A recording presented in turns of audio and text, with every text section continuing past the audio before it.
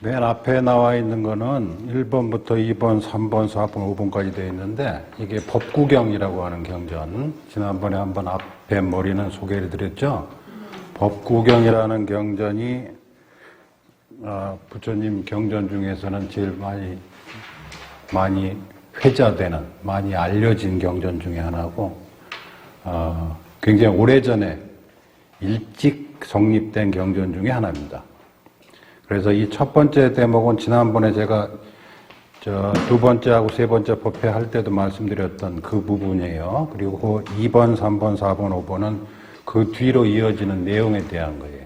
그래서 이거를 오늘 하고 다음번에 하고 이렇게 설명을 해드릴게요.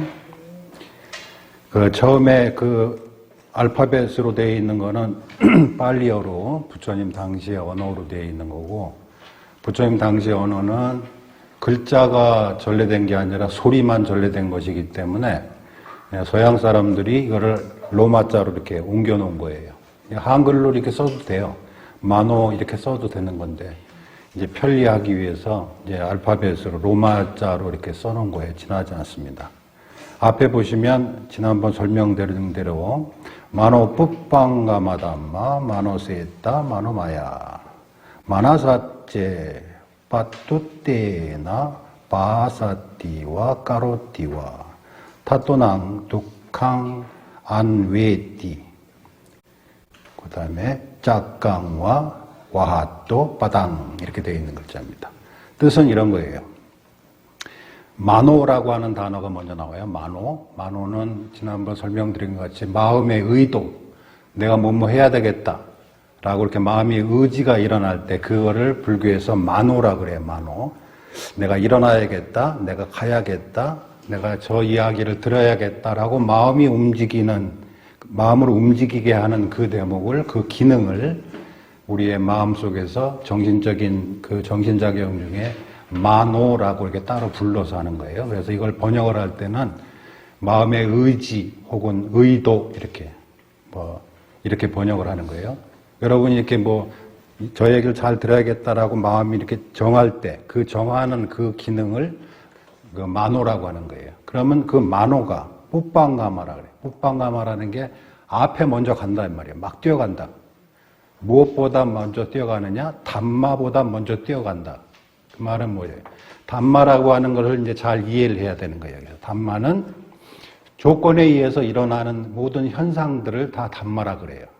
자, 그러니까 마음의 의지가, 그러니까 다시 예를 들어서 설명을 하면 보려는 의지가 먼저 있고 보여지는 대상이 그것을 따라온다 그 말이에요. 그러니까 보려고 했을 때 보여진다 그 말이에요. 그 말은 보려고 하는 의지가 먼저 있을 때만 그것이 보려고 하는 의지에 따라서 일어나는 것이 담마다 이거예요. 그러면 그 눈으로 말고 귀 해보세요. 귀. 들으려고 하는 의지가 있을 때 들려지는 것이 있다 이 말이에요. 그 다음에 냄새 맡으려고 하는 의지가 있었을 때 냄새가 난다라고 하는 거다. 그 다음에 촉감, 감촉, 그 다음에 맨 나중에 뭐예요? 생각하려고 하는 의지가 있었을 때 생각되어진다 이 말이에요. 이게 굉장히 중요한 것이라서 제가 두 번째, 세 번째 계속 설명을 해드린 건데, 왜 중요하냐면 우리는 그것을 거꾸로 알아듣게끔 이때까지 살아왔기 때문에 그렇다 이 말이죠. 눈앞에 나타나서 내가 봤다 이렇게 한다 이 말이에요. 그런데 잘 보세요. 관심이 없으면 안 보이는 거예요. 그죠? 똑같은 상황인데 딴청 피고 있으면 분명히 내 눈앞에 1m 앞에서 하는 일들도 나한테는 의미가 없는 것이기 때문에 안 받아들여지는 거예요. 그러면 그때 못 봤어? 나 못 봤어 라고 하게 되는 거예요.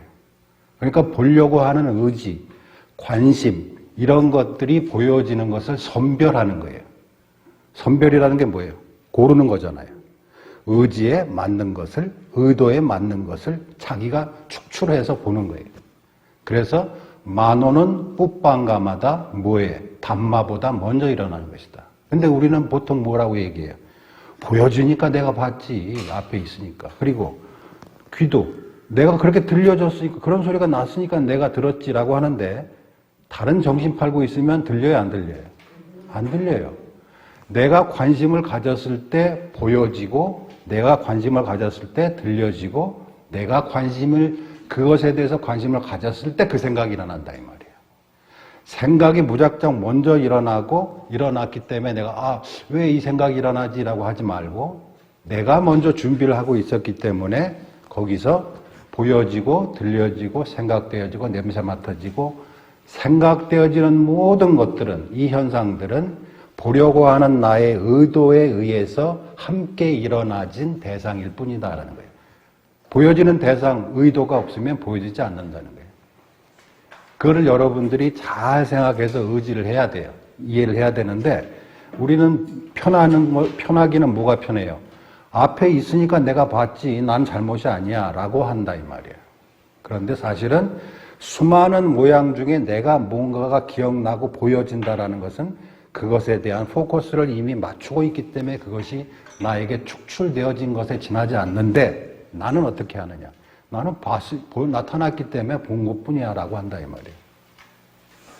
이거를 맨 앞에 내세운 이유가 있다 이 말이야. 부처님께서 이러한 그 전후 관계를 이해하지 못하면 뒤에 걸 이해 못하는 거죠. 이거를 이해해라. 네가 납득을 시켜봐라 너한테. 다른 사례들을 네가 일상적인 사례를 통해서 그러고 보니 그렇네라고 납득한 것만큼 뒤에를 이해하는 거예요. 앞에를 의심하면 이 첫 번째 문장을 의심하면 뒤에 오는 문장을 이해하지 못하고 받아들이지 못해요.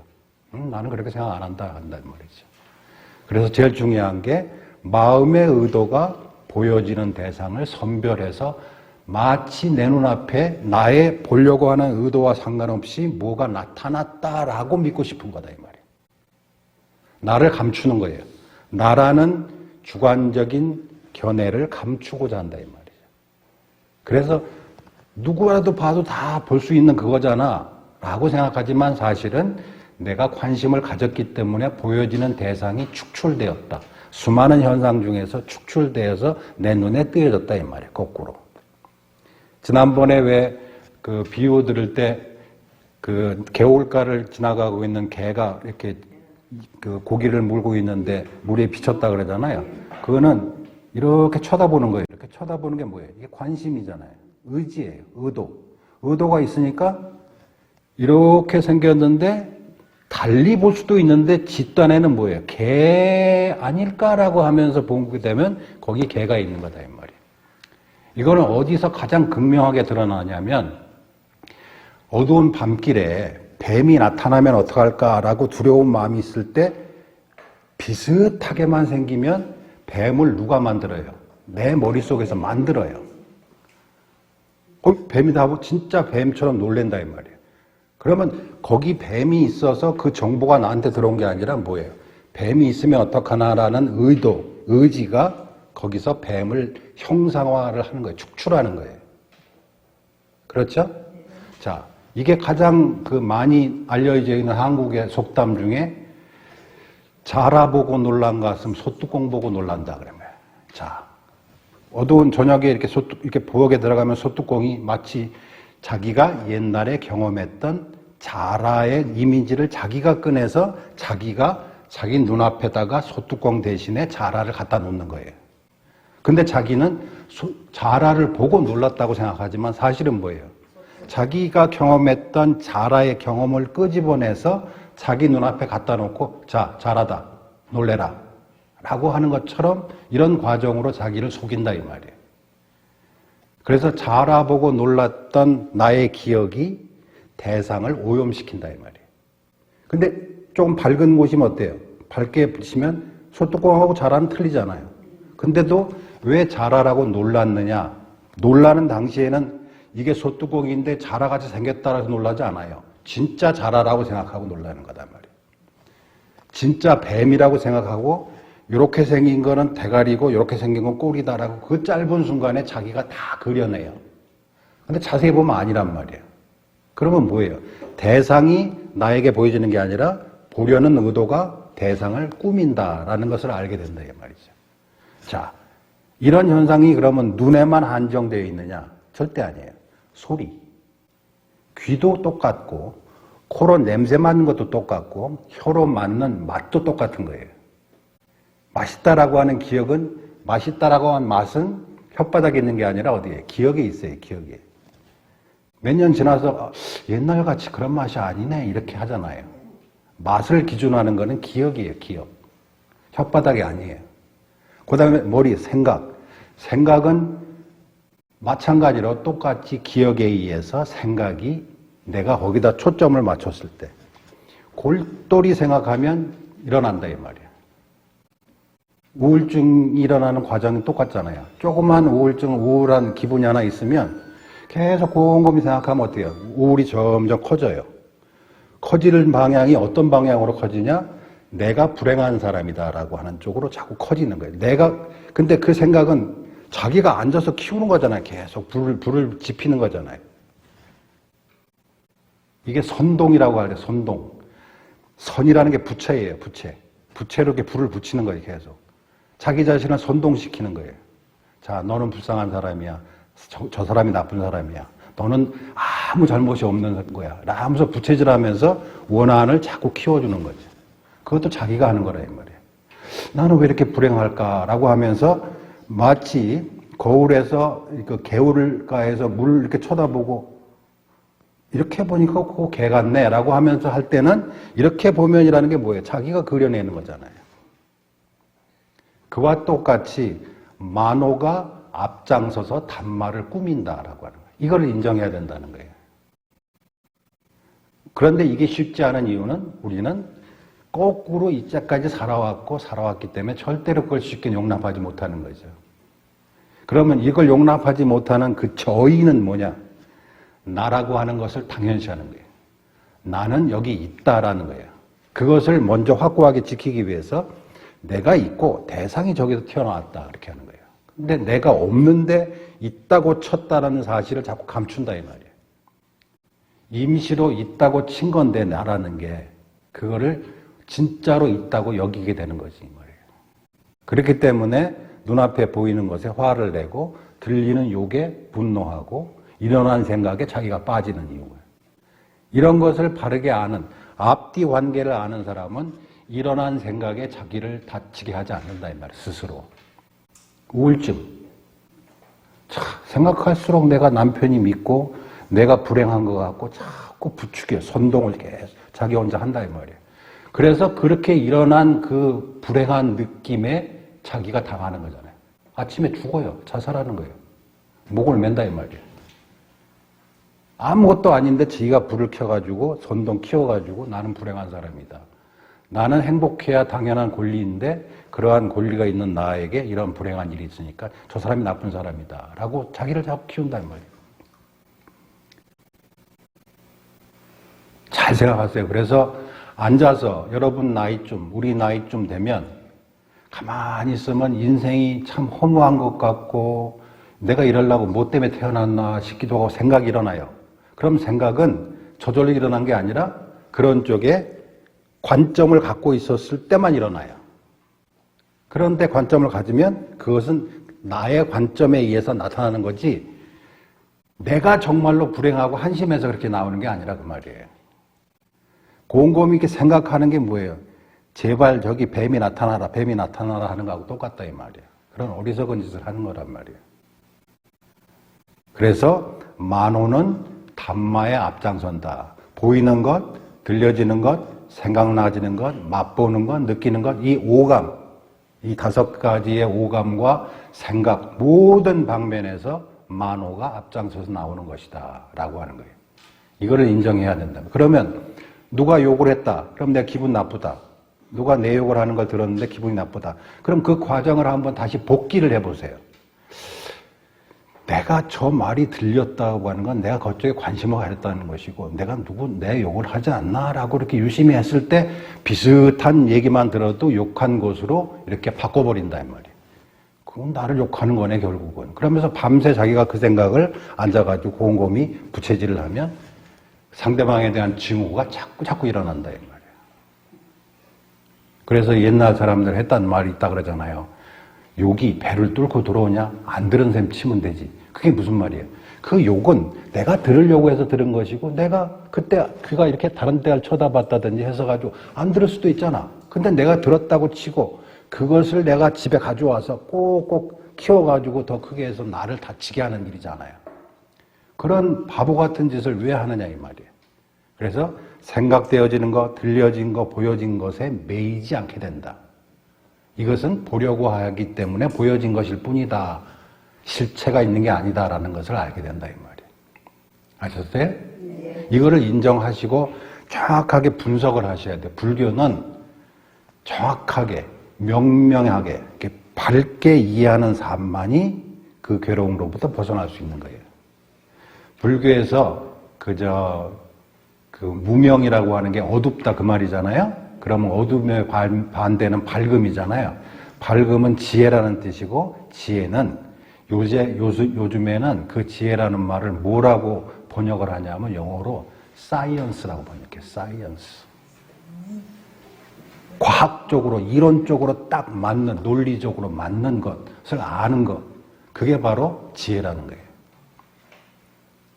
과학이라는 말이 원래 영국에서 처음에 시작될 때 이렇게 지식이라는 뜻도 되고 뭐 지혜라는 뜻도 있고 근데 최근에는 어떤 학문의 서브젝트로 나와 있지만 그게 처음에는 사이언스라는 말이 밝게 암라고 하는 뜻이에요. 그러니까 그렇게 내가 보려고 그런 생각을 해서 이 생각이 커졌구나 라고 아는 것이 마치 밝은 대낮에 숲길을 걷는 것과 같다 이 말이야. 더 이상 나에게 뱀은 없다 이 말이야. 아셨죠? 자, 그게 첫 번째고 그 다음에 그 현상들은 마음이 두목이고 마음이 앞장서서 끌고 간 두목이다 이 말이에요. 만호가 의지예요. 그러니까 도둑질을 할 때 강도떼가 막 갈 때 강도떼 중에서 대장이 저기서 훔치자라고 소리치는 그놈이 바로 만호라는 거예요. 그래서 그 무리들이 함께 도둑질을 하지만 그 무리의 대장이 바로 만호다 이 말이에요. 마음을 훔치는 대장이 만호다. 그리고 마음으로 만든 것이다. 만호에 의해서 만들어진 것이다. 보려는 의지에 의해서 만들어진 것이 바로 현상들이다. 네가 보이는 세상은 자, 우리는 매일매일 내일도 있고 올해도 있고 1년이 있고 10년이 있고 최소한 10년은 내가 이 세상에 살 수 있을 거야 라는 생각을 갖고 있는 사람하고 사형이 확정돼서 내일 사형을 당할 사람하고 두 사람의 눈에 비친 세상이 똑같을까요? 안 똑같아요. 그러면 세상이 바뀐 걸까요? 이 사람이 보는 세상과 이 사람이 보는 세상이 원래 다른 세상인가요? 아니에요. 똑같은 시공간에 있으면서 이 세상이 얼마나 소중하고 얼마나 아름답고 얼마나 해야 할 일이 많았던가라는 것을 하루 살기 전에 사형당하기 직전의 사람 같으면 당신은 뭐 하겠습니까? 라고 할 때 그 사람이 보는 세상이 우리하고 다르다 이 말이에요. 근데 우리는 모두 내일 사형당할지도 모르는 사람인데 10년까지는 괜찮겠지라고 사는 사람이라 이 말이야. 내일이 보장되어 있지 않고 1시간 후도 보장되어 있지 않아요. 그런데 우리는 10년, 20년까지는 괜찮겠지라고 하면서 세상을 제대로 보지 못하고 있는 그대로 보지 못한다 이 말이에요. 오염된 마음의 의도로서 말하거나 행동한다면 그로부터 저 괴로움이 뒤따른다. 그렇기 때문에 만약에 네가 오염된 마음의 의도. 자, 여기서 중요한 말이 오염된 이라는 뜻이에요. 더러운, 더럽혀진 마음으로 말하거나 행동한다면 괴로움이 너를 따라갈 것이다. 너는 늘 괴로움에서 못 벗어날 것이다. 그런 뜻이거든요. 근데 여기서 오염된 이라는 뜻은 뭐냐면 이걸 가장 잘 설명하는 비유가 연꽃의 비유예요. 연꽃은 진흙 속에서 살지만 아름다운 꽃을 피우잖아요. 그러면 사람들이 연꽃은 더러움에 물들지 않고 깨끗한 꽃을 피우는구나 이렇게 얘기를 해요. 그런데 연꽃 보고 물어보면 연꽃이 네가 이 아름다운 꽃을 피우기 위해서 더러운 거 꼭 참았냐? 아니에요. 연꽃은 더럽고 깨끗함의 기준이 없을 뿐이에요. 그것을 오염되지 않음이라고 얘기하는 거예요. 기준에 오염되지 않음. 무슨 말인지 아셨어요? 내가 이러이러한 사람인데 내가 꼭 참고 더럽지만 내가 참고 이렇게 살았다. 이게 아니라 이게 더럽고 나는 깨끗하다라는 기준이 없는 것. 이것이 오염되지 않은 삶이라는 거예요. 오염되지 않은 마음. 나의 경험과 나의 가치관은 나라는 독특한 개별적인 거예요. 자, 수많은 경험 중에서 내가 살았고 내가 이때까지 살아오면서 경험했던 그 경험을 통해서 만들어진 가치관은 나에게만 국한된 거예요. 다른 사람에게 강요할 수 없는 거예요. 내가 하필 그렇게 살았기 때문에 그런 가치관을 갖는 거예요.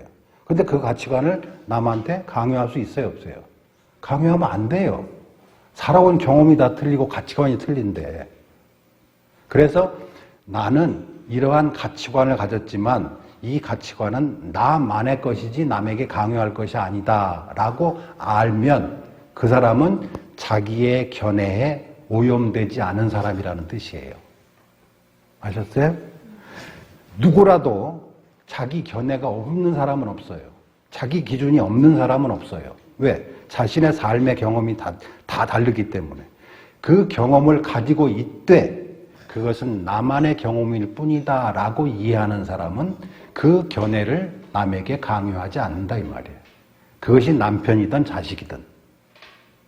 나는 이렇게 살았고 이런 성향의 내가 이렇게 자라서 이런 경험을 했기 때문에 나의 가치관은 이럴 수밖에 없다는 것을 내가 이해하는 거예요. 이것은 나만의 경험이고 나만의 가치관이다. 다른 사람은 또 달리 생각할 수 있다. 라는 것을 인정하면 내 견해에 묶이지 않고 내 견해에 오염되지 않은 사람이 되는 거예요. 그런데 그걸 강요하면 나는 내 견해에 오염된 사람이에요. 그리고 그 기준은 남에게 절대로 통용되지 않아요. 거기서 뭐가 일어나요? 괴로움이 일어나는 거예요. 내 말을 안 듣는 사람이 나타나고 내 기준에 안 맞는 것들이 내 눈에 뜨이기 시작한다 이 말이야. 그래서 나는 어떻게 돼요? 괴로워요. 그런 기준을 가졌기 때문에 괴롭다. 마치 뭐와 같다? 비유가 나와요. 수레바퀴가 수레를 끄는 소의 발자국을 따라갈 수밖에 없듯이 수레바퀴가 저 혼자 못 가잖아요. 앞에서 끄는 소나 말의 발자국을 따라서 수레가 가잖아요.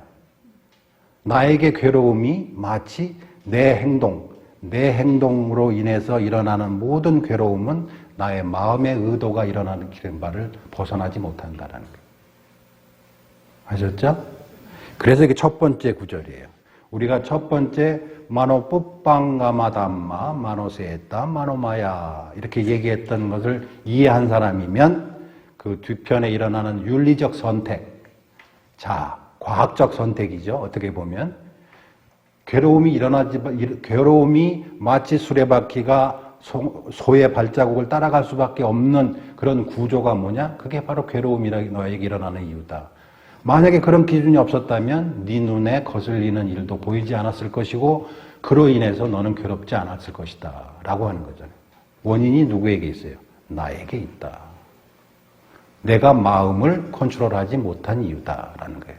그런데 그렇게 받아들이지 못하고 죽자사자 상대방을 비난하고 증오하고 미워하고 고치기를 바라고 못 고치지. 괴로운 건 누구예요? 자기 자신이지. 미워하면 내가 상대방 누군가를 미워하면 그놈이 죽었으면 좋겠잖아. 내 기준대로 하면 내가 옳고 저놈이 틀렸으니까 저놈이 당연히 벌을 받고 죽어야 되잖아. 근데 죽긴 누가 죽어요? 화에 미쳐서 자기가 죽지. 분노는 자기를 태우는 거예요. 자기를. 자, 이게 첫 번째예요. 그럼 두 번째는 똑같아요. 마음의 의도는 모든 현상들에 앞서나니 마음이 두목이고 마음으로 만든 것이다. 만약 그 다음에 빠산나라고 대목이 있어요. 청정한 마음의 의도로 말하거나 행동한다면 그로부터 그에게 행복이 뒤따른다.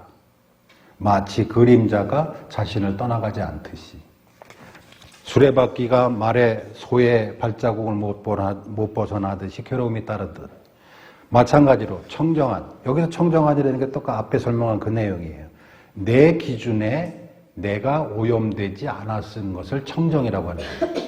연꽃이 더러움과 깨끗함을 구별하지 않음으로써 아름다운 꽃을 피울 수 있었듯이 그와 똑같이 이것은 내 기준일 뿐이고 내 생각일 뿐이다 라고 나를 타이르는 사람, 그래서 남에게 강요하지 않고 남의 것을 강요하고 내 기준에 의해서 모든 것을 재단하고 그렇게 하려고 하지 않는다면 그게 청정한 마음의 의도다 그 말이에요. 그래, 너는 그렇구나. 내가 어른 입장에서는 그래 한데 너도 네가 어른이 되기 전까지는 그거를 이해를 못하는 게 당연할지도 모르겠다. 그래 라고 하면서 그것을 내 견해에 묶이지 않았습니다. 이걸 청정한 마음의 의지라고 하는 거예요. 이 세상에 깨끗함이라는 게 따로 있지 않아요. 절대로. 깨끗함이, 자, 한국에서는 법당에 들어갈 때 맨발로 들어가면 실례예요. 스리랑카에서는 양말을 신으면 실례예요. 네? 자, 이 옳고 그름, 그 다음에 뭐 해야 될 것, 하지 말아야 될 것이라는 게 대부분 지역과 공간, 시공간에 의해서 나누어지는 그들만의 문화일 뿐이에요. 그러니까 우리가 가지고 있는 것도 우리 집의 전통에서는, 내 전통에서는 이런 것이지 모두에게 적용되는 그런 옳고 그름은 존재하지 않아요. 지난번에 한번 설명드렸잖아요. 왜 비행기가 날아가면서 이렇게 폭탄이 떨어질 때 밑에서 보면 이렇게 폭탄이 포물선으로 떨어지지만 위에서 비행기를 타고 있는 사람 볼 때는 직선이란 말이에요. 그러면 이쪽은 곡선, 이쪽은 직선이면 그러면 원래의 그 폭탄의 궤도가 있느냐? 없어요. 보는 사람이 있었을 때 보여지는 것이 나타난 거다 이 말이에요. 이렇게도 아니고 이렇게도 아닌 그럼 오리지널 궤도는 어디 있습니까? 없어요. 보는 사람이 없으면 없는 거예요. 이것은 과학이에요. 과학. 관찰자가 없을 때 나타나는 현상은 없는 거예요. 그리고 이거를 우리가 오해하는 거는 제가 계속 비유 드렸잖아요. 돌아가신 어머니 비유했잖아요. 어머니의 관점이 빙이 돼가지고 그렇게 하는 것일 뿐이지 내 관점은 아니라는 말이에요. 그래서 두 번째 법문은 마음의 의도는 모든 현상들에 앞서가니 마음이 투목이고 마음이 만든 것이다. 만약 청정한 마음의 의도로 말하거나 행동한다면 네가 말 한마디 행동 하나는 마음의 의도에서 비롯된 거니까 마음의 의도가 먼저 있고 그것으로 인해서 말이 나오는 거예요. 말이 나오고 행동이 일어나는데 첫 번째는 그러니까 마음의 의도죠.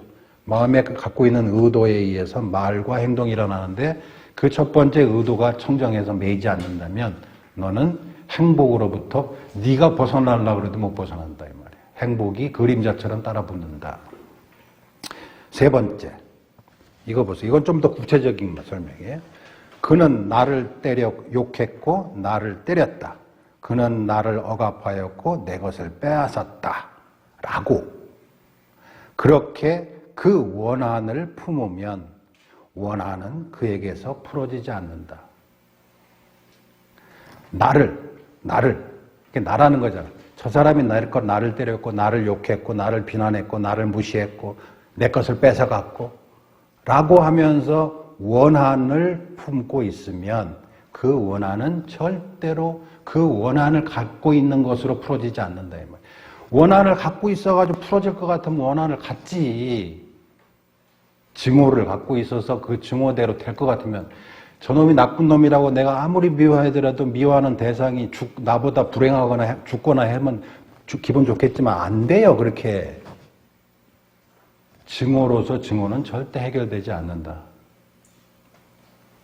그는 나를 욕했고 나를 때렸다. 그는 나를 억압했고 내 것을 빼앗았다. 그렇게 그 원한을 스스로 품으면 스스로 품는 거예요. 내 것 뺏어갔다. 나를 욕했다. 나를 무시했다라고 하면서 내 스스로 미움을 만들어내면 그 만들어낸 마음은 스스로 풀어지지 않는다. 결코 시간이 가도 풀어지지 않는다. 4번. 그는 나를 때렸고 나를 욕했고 나를 때렸다. 그는 나를 억압하였고 내 것을 빼앗았다. 그렇게 그 원한을 품지 않으면 원한은 그에게서 풀어진다. 원한은 내가 품지 않았을 때만 유일하게 풀어지는 거예요. 원한은 원한으로 절대로 해결되지 않아요. 미움은 미움으로 절대로 해결되지 않는 거예요. 내가 복수를 했다. 그 복수는 그 사람의 원한이 되겠죠? 그 원한이 돌고 돌아서 또 나를 또 치겠지. 끝없이 반복되는 원한과 복수 속에서 인간은 어리석은 짓을 반복한다 그 말이죠. 그럼 원한은 어떻게 풀려? 원한은 내가 미운 놈을 죽이면 그 원한이 풀어질 것 같아? 그것이 씨앗이 돼서 또 원한이, 저쪽에 원한이 또 생기는 거잖아요. 돌고 돌아가지고 또 나를 괴롭힌다 이 말이에요. 그래서 원한은 어떻게 하는 거냐? 내가 불쌍하고 내가 옳고 저 사람이 틀렸다라는 원한을 내 스스로 갖지 않는 것 이외에는 방법이 없는 거예요. 자, 원한은 어떻게 생기는 거예요? 나를 때렸다, 나를 속였다, 나를 무시했다라는 잘못된 전제로부터 시작된 거다. 나라고 하는 것을 지키려고 하는 그 욕구가 상대방에 향한 원한을 만들어내는 것이기 때문에 이거는 시작부터 잘못된 거다, 내가 말이야. 나를이라고 계속했잖아요. 나를 욕했고, 나를 때렸다, 나를 억압했고, 내 것을 뺏어갔다.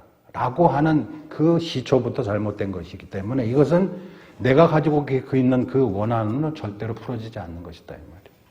원한은 스스로 품지 않는 것이 원한으로부터 벗어나는 유일한 길이다, 그 말이에요. 그럼 어떻게 품지 않는 거예요?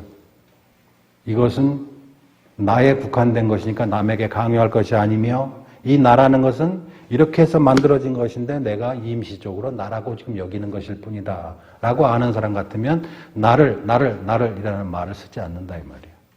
그렇게 생각하지 않는다. 그렇게 생각하지 않으면 원한이 생기지 않는다, 이 말이에요. 우리가 부처님 가운데 토막 같은 생각을 할 수 있고 말을 할 수 있는 건 뭐예요? 남의 일이기 때문에 그렇죠. 남의 일. 누가 이렇게 그 상담한다 그러면 그렇게 착하고 그렇게 현명할 수가 없어요, 사람이. 그러면 안 되지 하면서 막 그렇게 하면 안 되지 뭐 하는데 자기 일 같으면 뒤집어진다 이 말이에요. 그 왜요? 차이가 뭐예요? 내 거라고 하기 때문에 안 되는 거다. 남의 일 같으면 다 현명해요. 그러면 안 되지. 네가 그러면 안 되지 하고 하면서도 자기 일을, 그 차이가 뭐냐? 나를. 이것 때문에 그렇단 말이에요. 그렇게 하지 않는 것이 원한을 벗어나는, 원한을 풀어내는 유일한 길이다, 그 말이에요. 자, 마지막. 원한으로 원한은 해결되지 않는다. 절대로. 여기가 히 이렇게 되어 있잖아요. 히라는 게 이게 강조용법이거든요. 원한으로, 외란해나. 원한은 절대로 풀어지지 않는다. 원한으로. 미움은 절대로 해결되지 않는다. 오직 원한 없음, 처음에 짓지 않음, 그것으로 그 원한은 소멸되는 것이니 이것이 영원한 법이다. 이것이 영원한 가르침이다. 부처님이 있던 없던 이 세상에 통용되는 유일한 진리가 바로 이거다. 원한은 원한으로 풀어지지 않는다. 네가 원한을 갖는 이상 그 원한은 해결되지 않는다. 아셨죠? 자, 그러면 원한이라는 게 이런 거예요. 증오는 자기 자신에 대한 증오, 자기 자신을 불쌍하게 여기고 자기를 불행하다고 여기는 거. 자기 자신에 대한 증오예요, 증오. 그거는 증오를 갖지 않는 것이 해결되지 증오로서 증오는 해결되지 않아요. 내가 불쌍하다고 여기고 나는 왜 이렇게 한 것도 없는데 나이가 들고 늙었고 돈도 없고 왜 이럴까라고 자기 자신을 증오하는 거예요. 그 증오는 증오로서 해결되지 않아요. 그렇게 밤새 고민해 보세요. 아침 되면 해결됐다라고 하는 사람 있어요? 없어요. 그런 생각 자체가 잘못된 생각일 뿐이다. 마치 물속을 들여다보면서 거기서 개의 모습을 찾는 강아지하고 똑같다 이 말이에요. 어두운 밤길을 지나가면서 뱀이 나타나기를 두려워하는 마음으로 기대하다가 뱀을 만들어내는 자기와 똑같다 이 말이에요. 아셨죠? 자, 어차피 이제 시간이 지났으니까 이제 죽어야 돼. 이제 좀 있으면. 순서대로도 없잖아요. 갑자기 배가 아플 수도 있고, 어디가 아플 수도 있고. 자, 그러면 살아있는 동안에 이걸 해결을 해야 되는 거예요. 죽음이 이런 것이구나라고 자기 인생을 납득하면 그 사람을 부처님께서는 해탈한 사람이다라고 하는 거예요. 인생이 이렇게 해서 내가 있다고 내기고 내가 없어진다고 생각해서 이렇게 슬펐구나. 나라는 것도 따로 없는데 내가 없다고 생각가지고 내가 없어진다고 생각해서 그렇게 발악을 하고 그렇게 내가 난리를 쳤구나라는 것을 알게 된다 이 말이에요. 나는 이렇게 조합된 거예요. 이렇게 해서 조합돼서 인연이 맞아서 이렇게 인간으로 태어나서 이렇게 성장하면서 세상에서 살아가기 위해서, 사회생활을 하기 위해서 나라는 견해를 갖게 되고, 그 견해를 너무 오래 갖다 보니까 마치 죽음을 나의 죽음이라고 착각을 해왔던 것이구나 라고 이해한다면 죽음이 그를 두렵게 하지 않는다 그 말이에요. 병들미 그를 두렵게 하지 않는다 그 말이에요. 아셨죠? 어차피 저하고 옛날에는 내가 절에 와서 이렇게 하면은 나보다 나이 많은 사람들이 많았는데 요즘은 거의 나하고 동년배거나 나보다 어린 사람이 별로 없어. 그러니까 같이 가는 거예요, 이제 계속. 그러면 여러분의 인생이나 내 인생이나 이제 같이 가는 건데, 같은 시대에 태어난 사람으로서 이렇게, 부처님의 가르침을 통해서 두려움 없는 삶을 확인하고, 언제 죽든, 어떻게 죽든 상관없는 그러한 사람들이 있기를 저는 바랍니다. 그리고 이것이 제가 일찍도 아니지. 20대에 출가해서 지금 60대가 돼서 노령연금을 받는 나이가 됐는데, 이때까지 살아보니까 그거를 계속 잘 이해하고 납득만 하면 후대의 삶이 크게 두렵지는 않겠구나라는 것을 제가 믿고 있듯이 여러분들도 확신을 가져서 그것을 힘으로 삼아서 앞으로의 삶을 행복하게, 두려움 없이 그렇게 살았으면 좋겠어요. 아셨죠? 그러니까 정신 바짝 차리고 쓸데없이 자꾸 남 탓하지 말고. 아셨죠?